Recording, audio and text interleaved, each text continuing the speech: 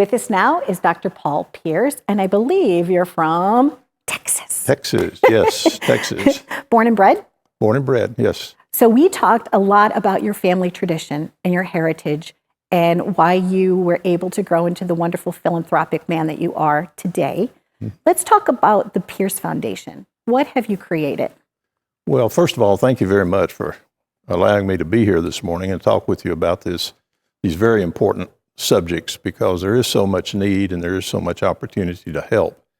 And so after many years, decades now, of being in the science and medical business or in those areas of a career, I realized that there's an opportunity to help more people by applying the things that I've learned and the things that my laboratory has done over the years and what we've done in hospital settings and clinic settings, and then in the medical school setting. So I'm bringing a lot of history and a lot of information that I hope will be, and I trust and believe, that will be very helpful to a lot of people. I get a phone call every day from someone in the U.S. that has a problem either with their indoor air quality, their water, their source water, their immune system, healthcare-associated infections. And so we're able to mold in their house, mildew, allergens, those things that are respiratory irritants, and they want to know what to do. Mm-hmm.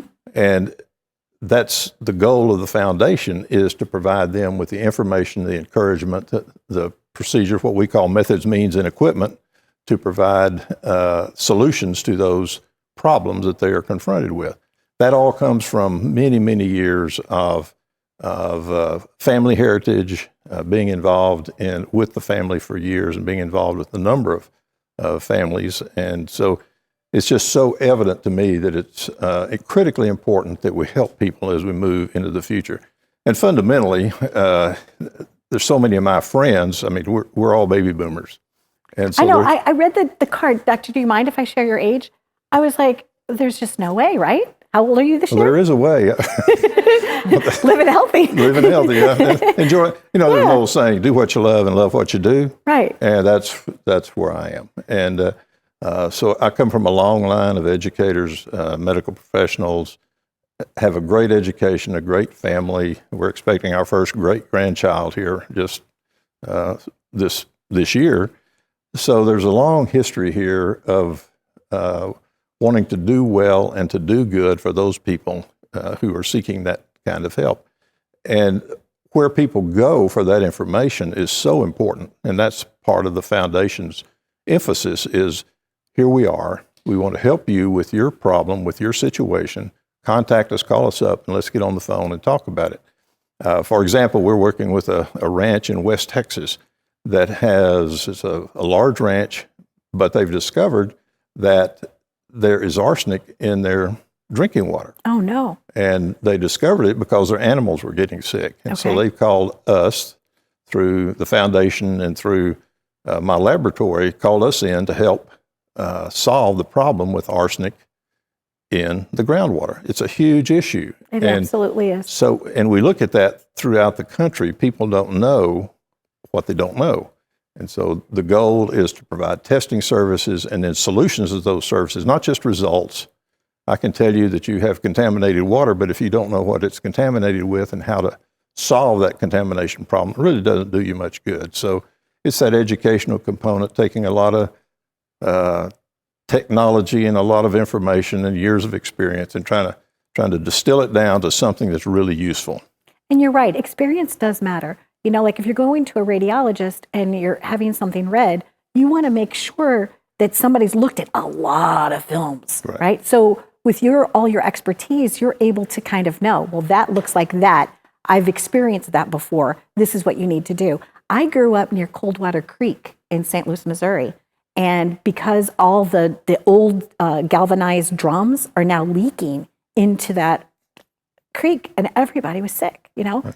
So you're right. It all has a very, the water table, the aquifer, like all these things, people they need to be educated so that they can go to the root of the problem. Right. And we all have that personal responsibility to take care of ourselves and of our family. It's like when you fly on an airplane, they tell you that when the if the oxygen mask comes down, who do you put it on first? Yourself. You put it on yourself so that you can help those around us. And that's what the foundation is. We want to be that oxygen mask that comes down, that we want to put it on you so that you can help other people. And so I think that's a key thing for everyone that's involved in trying to help people in this environment. A good example is healthcare-associated infections. So many of us are afraid to go into the hospital because of the potential. Oh, yeah, Legionnaires, right? Or Legionella, MRSA, MRSA, the Staphylococcus aureus that causes so many wound infections.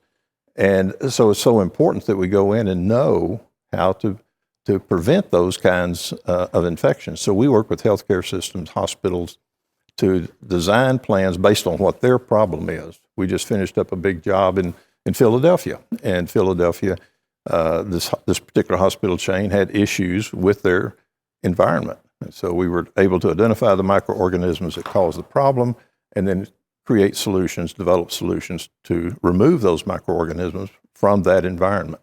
So it's a wonderful challenge. This is another career for me, so I'm really looking forward to it as we move into the future. But that's what the foundation is all about. It's it's about water testing, and then you get your results back and you say, oh, it's contaminated with bacteria. How do I fix it? So we have a solution for that. If you have mold or allergens in your house, then my kid is sick, my children are sick. How do I correct that problem? What can I use? How do I do that? If you have problems with your parents, with your grandparents who are in the healthcare setting, and they're having to come home, this issue of moving home sicker or quicker, from sicker and quicker from a hospital healthcare setting because of the financial pressures put on the patient and their families from insurance companies and Medicare, Medicaid. Well, who's going to take care of them when they get home? You are. I am. And so it's important that we know, how do we make that home environment as safe as we can for that loved one that's coming home. And we have solutions, we have tools, we have suggestions, recommendations to reduce those risks that they're coming home to. So it's a great challenge. Just a little fun, cute story. So my son Matthew's 14, and I was talking to you about him on the phone. Straight A student, smart as a whip. So his sister came home from Nashville for the holidays and had a little bit of a cold. Matthew made us go out and buy the mask. Like, you can get 10 disposable masks. Right. Matthew spent, because he didn't want to get germs. But you know what? That's a simple, practical reason behind that. And if we all just take steps and knowledge, and I'm sure you've got great practical tips on your website. But before we go, I want to talk about living water and the fact that you stand behind what it is that you're saying. You are going to other places and even here, and you're making fresh drinking water. Yes, that's a very exciting mission, Living Water International. I've had the opportunity to go to Central America, to Sub-Saharan Africa, to put in water wells for areas that do not have safe drinking water. They have been drinking out of river streams, puddles. They're spending a lot of time each day harvesting water after a rain, things we don't even think about in the United States.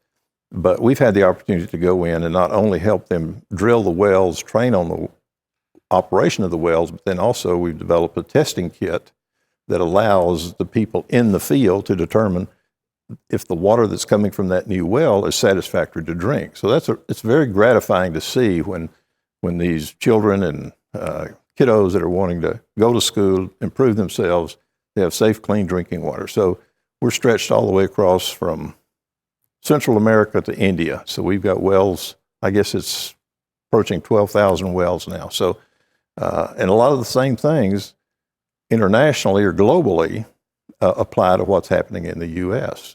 So I just encourage people who are watching to be aware, particularly from a water well, be aware of the source water. Test your water a couple of times a year just to make sure that it's not being contaminated with chemicals or bacteria or parasites. So that's a very common thing to do, or a very common sense thing to do. And we can show you, we can illustrate, give you the supplies to collect the sample, have it tested, come up with solutions. And that's when I say these solutions are in plain sight. Yes. The solutions are in plain sight if you'll go look. And that's what the foundation is about. Come look. We've got these solutions for you. So it's a tremendous venture, and like I say, it's just a wonderful opportunity to share what we've been able to do and acknowledge those who have helped us along the way. So that's the next step. Pass it forward. Well, it makes perfect sense, especially since humans are made up mostly of water. So, and I don't even think people know that stat, but it's probably on your website. If you want to go look, you could go look now. Yes, it is. Dr. Pearce, thank you so very, very much. We wish you all the best and happy journeys to you. Well, thank you very much. It's been a pleasure to be here. Thank you. Please go check out their website today, and health to you and all that you love. Be well.